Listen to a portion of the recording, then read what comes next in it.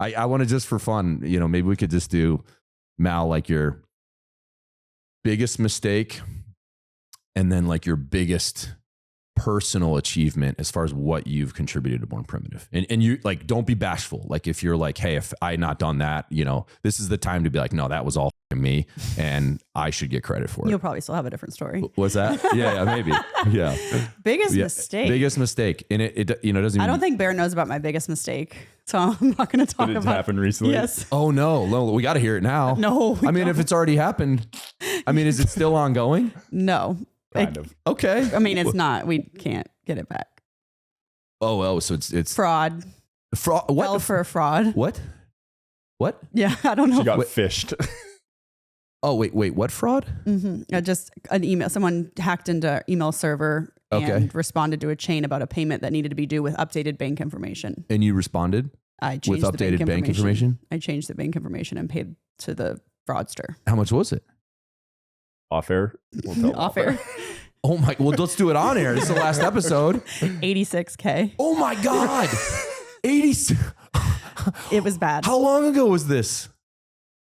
A month and a half. Holy shit. It was the millworking for the retail store. Oh my God. Yeah. And I'll tell you more details. It was good. Like same exact email addresses changed out of the letter. Hey, but yeah, you can find anyone on this earth. Oh, do they know the background of the owners of this company? We've already tried to get it back through Wells Fargo. But anyhow, that was my biggest mistake. There's other means. And still makes me and I filed a report with the FBI, but there's other means. Okay. Well, we'll let parents figure that out. If you think, no, in all seriousnthis, if you think I'm going to allow someone to steal nearly $100,000 from our company and there's not going to be at least an effort in unconventional ways, then if this motherfucker's listening. I don't think he's probably listening. Yeah. It's probably international something, but we'll go into the details there. Crap. Yeah. I didn't tell you that one. You were out of town and it was Mike and I were dealing with it, but yeah, still obviously think about that one on a regular basis. Yeah, we just add that to the retail store expense cost. Yeah, that was not good. Well, that's, in all, like in 11 years, if that's your worst mistake, like that's not that bad. Yeah. And the annoying thing is like 2 days later, I took the like online, like scam phishing thing from Rippling, like Rippling University kept making us take that class. And then like the next day I realized it, but it was like, I had to schedule the wire for a day out because we had like too much wire that day.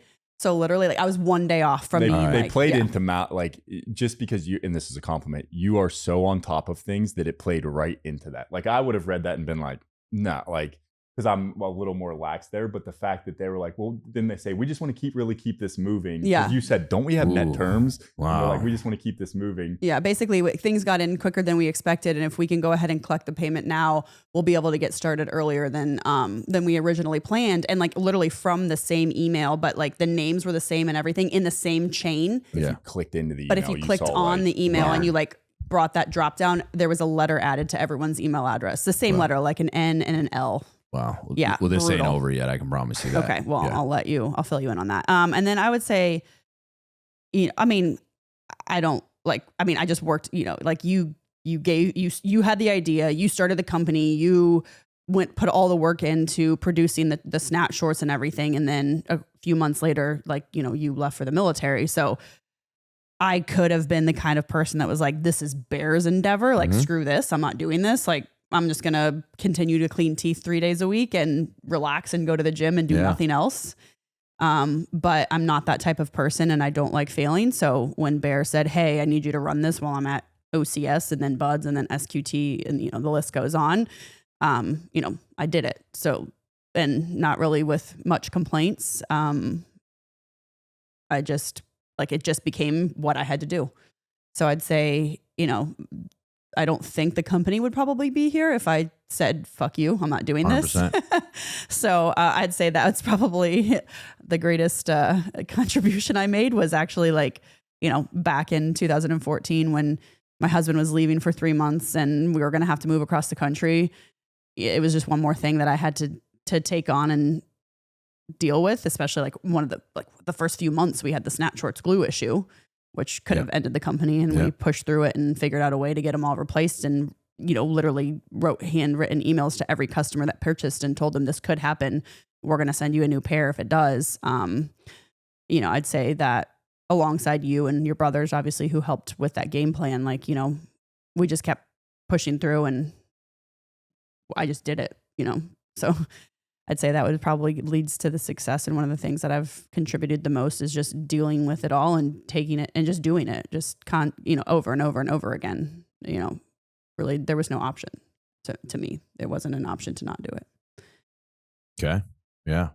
Well, it's interesting news on the negative front. Bear's still thinking about that. Oh, man. Yeah, my mind's racing. Yeah. I'm like, all right, who do I know? How are we going to get to this guy? Yeah. And I'm just envisioning kicking his door in. And well, I'll leave it at that. Where's my money?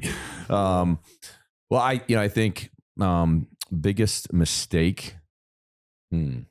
That's a tough one. Well, while I'm thinking of that, I think there's one theme I want to pull out from that. And one, for starters, Mal, you deserve so much credit because you're spot on. And I will absolutely, am happy to admit this. If you hadn't jumped in when you did by kind of necessity, it would have never became anything. I mean, it would have probably fizzled out into nothing. We were really lucky that I think our skill sets perfectly overlapped as far as like the things that you were great at, I wasn't so good at, and the things that I excelled at, that wasn't your vibe. If it was two Bears, Born Primitive would have been nothing. If it was two Mals, Born Primitive would have been nothing. I really do think that, because I think you need the vision and the kind of strategy, but also like you need the person that's organized and dialed and is like kind of keeping the trains running on time. And I think those were kind of where we excelled separately. And it just kind of worked. So across the board, we recovered, but we were bringing different things to the table. But absolutely, I would tell anyone with a straight face, and that's why it's funny. It comes up occasionally. Oh, you're divorced? Like I thought, and I'm like, oh yeah, we got divorced like 6 years ago.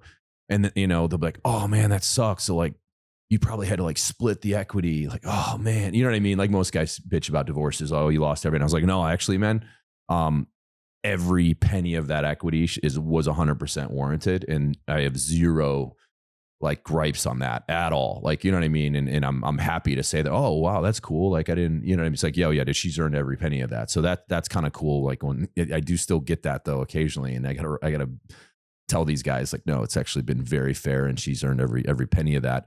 And one more just kind of life theme that I want to call out is, when I chose to go into the military, that was something that I couldn't really kick. You know what I mean? Now, if you remember, I'd kind of like shelved the dream for a minute. And Mal and I had a really good life in Indiana, and there was really no reason to change it. We had a really good friend group. We were loving CrossFit. We had a great, friend group there. Life was comparatively the easiest it's been in my whole life. I'm finally not playing college football. There's more time. You can chill for once. I'm working a normal job. She's working a normal job. Weekends are free. You know what I mean? We're doing just house projects, nothing crazy. I would say that in the window of my life, that was like the easiest, like 2-year window by far. I had the desire to, I had a higher calling. So I thought and felt guilty sitting in an air conditioned room on a Saturday morning in the fall, watching college football when there's other dudes, sleeping in a trench that night, like fighting war. So ultimately, I had to make the decision, although this is going to disrupt our life and our marriage, like I have to go do this, or I'm never going to, there will be built-in resentment that'll show up in various ways in the next 50 years. And I can't risk that. And I can't have the what ifs when I'm 60 years old looking back. So ultimately that was thrown on Mal's lap, you know what I mean? And it went in the kind of the form of an ultimatum of like, I kind of have to do this. And I, I still reflect on that because that's a tricky one. But I think what the kind of point I'm trying to make is that whatever your passions are, or whatever your desires are, if it's something that's eating you up on the inside, follow that gut, follow that intuition. And I would say particularly earlier on in your life is your time to take risk. Now, if you're 40 and you got 4 kids and you're married, like maybe this is not the time to like roll the dice on some crazy idea that, you've been thinking about. But particularly when you're in your 20s, or really any time, but obviously earlier on, I think you can take a more aversion to risk.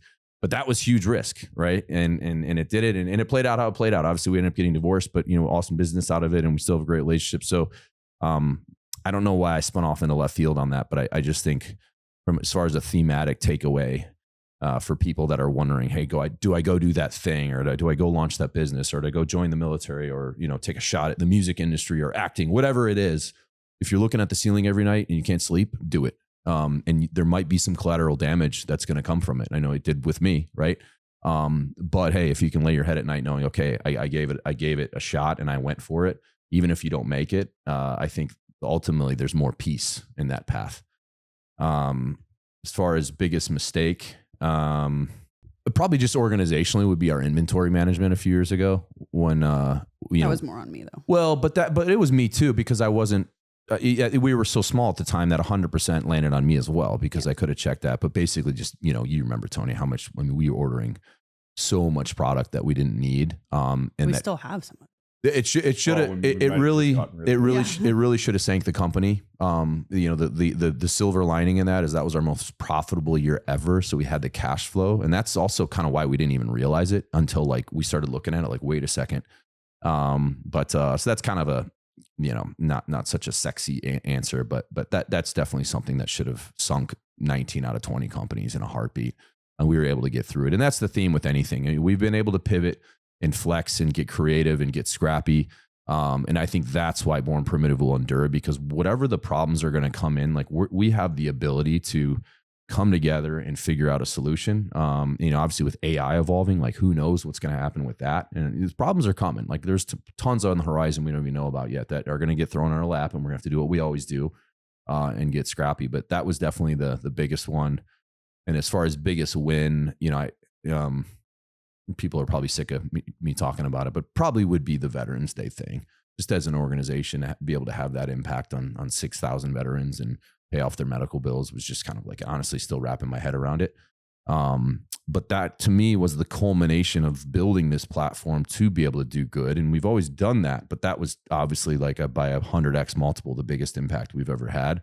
But to me, that validates what we can do, in the future, because as this thing gets bigger, our ability to do that even just grows that much more. And I think now we have almost an obligation and it's a promise to our customers. If we just said, all right, we got all these new customers now, let's just go make a ton of money. That would be a little bit of a bait and switch there. So we're going to keep doing that. But looking back on, there were people crying on the phone when we told them, you know what I mean? These are, impacting people that were circling the drain a little bit.